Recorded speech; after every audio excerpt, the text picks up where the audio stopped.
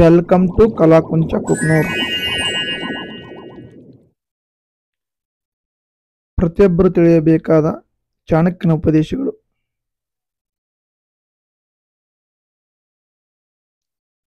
1. ಪಂಡಿತನು ಕೂಡ ಮೂರ್ಖ ಶಿಷ್ಯನಿಗೆ ಉಪದೇಶ ನೀಡುವುದರಿಂದ, ದುಷ್ಟ ಹೆಂಡತಿಯನ್ನು ನಿರ್ವಹಿಸುವುದರಿಂದ ಮತ್ತು ದುಃಖಿತರೊಂದಿಗೆ ಅತಿಯಾದ ಪರಿಚಯದಿಂದ ದುಃಖಕ್ಕೆ ಬರುತ್ತಾನೆ. 2. ದುಷ್ಟ ಹೆಂಡತಿ, ಸುಳ್ಳು ಸ್ನೇಹಿತ, ದಡ್ಡ ಸೇವಕ ಮತ್ತು ಅದರಲ್ಲಿ ಸರ್ಪವಿರುವ ಮನೆಯಲ್ಲಿ ವಾಸಿಸುವುದು ಮರಣವಲ್ಲದೆ ಬೇರೇನೂ ಅಲ್ಲ. 3. ನಿಮ್ಮ ಕರ್ತವ್ಯವನ್ನು ನಿರ್ವಹಿಸುತ್ತಿರುವಾಗ ಸೇವಕನನ್ನು ಪರೀಕ್ಷಿಸಿ, ಕಷ್ಟದಲ್ಲಿ ಇರುವ ಸಂಬಂಧಿ, ಕಷ್ಟದಲ್ಲಿ ಸ್ನೇಹಿತ ಮತ್ತು ದುರದೃಷ್ಟದಲ್ಲಿ ಹೆಂಡತಿಯನ್ನು ಪರೀಕ್ಷಿಸಿ.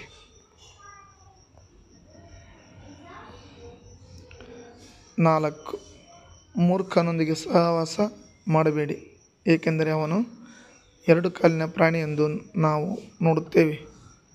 ಕಾಣದ ಮುಳ್ಳಿನಂತೆ ತನ್ನ ಚೂಪಾದ ಮಾತುಗಳಿಂದ ಹೃದಯವನ್ನು ಚುಚ್ಚುತ್ತಾನೆ. 5.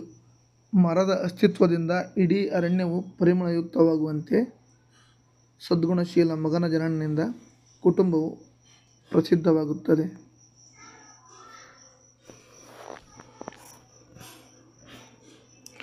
6. ಒಂದೇ ಒಂದು ಒಣಗಿದ ಮರವು ಬೆಂಕಿಯಾದರೆ ಇಡೀ ಅರಣ್ಯವನ್ನು ಸುಡುವಂತೆ ಮಾಡುತ್ತದೆ, ಹಾಗೆಯೇ ದುಷ್ಟ ಮಗನು ಇಡೀ ಕುಟುಂಬವನ್ನು ನಾಶ ಮಾಡುತ್ತಾನೆ.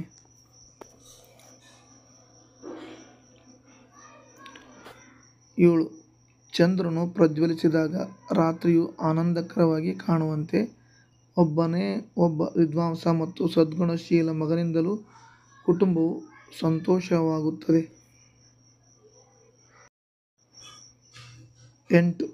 ಮಗನಿಗೆ 5 ವರ್ಷ ಆಗುವವರೆಗೆ ಮುದ್ದಿಸಿ ಮತ್ತು 10 ವರ್ಷಗಳ ಕಾಲ ಕೋಲನ್ನು ಬಳಸಿ, ಆದರೆ ಅವನು ತನ್ನ 16ನೇ ವರ್ಷವನ್ನು ತಲುಪಿಸಿದಾಗ ಅವನನ್ನು ಸ್ನೇಹಿತನಂತೆ ನೋಡಿಕೊಳ್ಳಿ.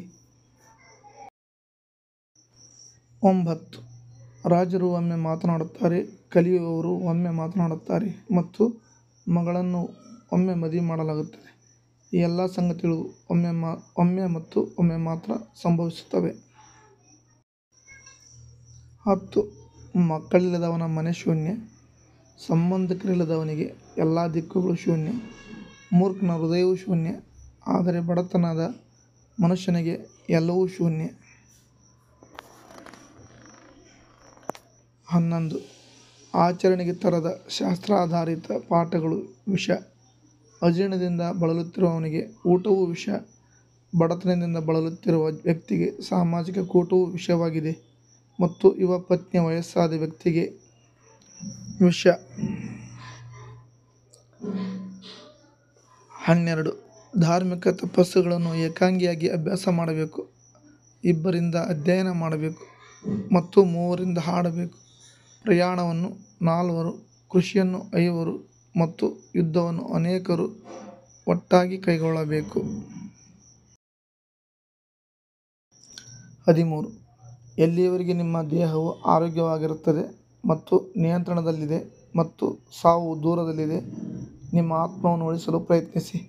ಸಾವು ಸನ್ನಿಹಿತವಾದಾಗ ನೀವು ಏನು ಮಾಡಬಹುದು? 14.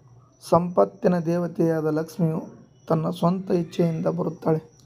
ಅಲ್ಲಿ ಮೂರ್ಖರನ್ನು ಗೌರವಿಸಲಾಗುವುದಿಲ್ಲ, ಧಾನ್ಯವನ್ನು ಚೆನ್ನಾಗಿ ಸಂಗ್ರಹಿಸಲಾಗುತ್ತದೆ ಮತ್ತು ಗಂಡ ಮತ್ತು ಹೆಂಡತಿ ಜಗಳವಾಡುವುದಿಲ್ಲ.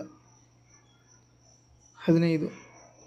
ಈ ಕೆಳಗಿನಲ್ಲಿ ಒಂದನ್ನು ಗಳಿಸದವನು ಧಾರ್ಮಿಕ ಅರ್ಹತೆ, ಸಂಪತ್ತು, ಬಯಕೆಗಳ ತೃಪ್ತಿ ಅಥವಾ ಮುಕ್ತಿ, ಸಾಯುವುದಕ್ಕಾಗಿ ಪುನರಾವರ್ತಿತವಾಗಿ ಹುಟ್ಟುತ್ತಾನೆ.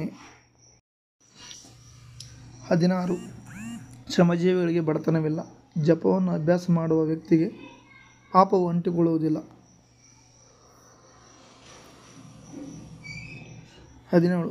ಯಾವುದು ಒಳ್ಳೆಯದು ಮತ್ತು ಯಾವುದು ಕೆಟ್ಟದು ಎಂಬುದನ್ನು ಅರ್ಥ ಮಾಡಿಕೊಳ್ಳುವವನು ಅತ್ಯಂತ ಶ್ರೇಷ್ಠ.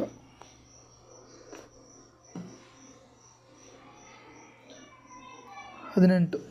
ನಿಮ್ಮನ್ನು ಗೌರವಿಸದ, ನಿಮ್ಮ ಜೀವನೋಪಾಯವನ್ನು ಗಳಿಸಲಾಗದ, ಸ್ನೇಹಿತರಿಲ್ಲದ ಅಥವಾ ಜ್ಞಾನವನ್ನು ಪಡೆಯಲು ಸಾಧ್ಯವಾಗದ ದೇಶದಲ್ಲಿ ವಾಸಿಸಬೇಡಿ. 19. ಈ 5 ವ್ಯಕ್ತಿಗಳು ಇಲ್ಲದಿರುವಲ್ಲಿ ಒಂದು ದಿನ ಉಳಿಯಬೇಡಿ. ಶ್ರೀಮಂತ ವ್ಯಕ್ತಿ, ವೈದಿಕ ಜ್ಞಾನವನ್ನು ಚೆನ್ನಾಗಿ ತಿಳಿಯುವ ಬ್ರಾಹ್ಮಣ, ರಾಜ, ನದಿ ಮತ್ತು ವೈದ್ಯ.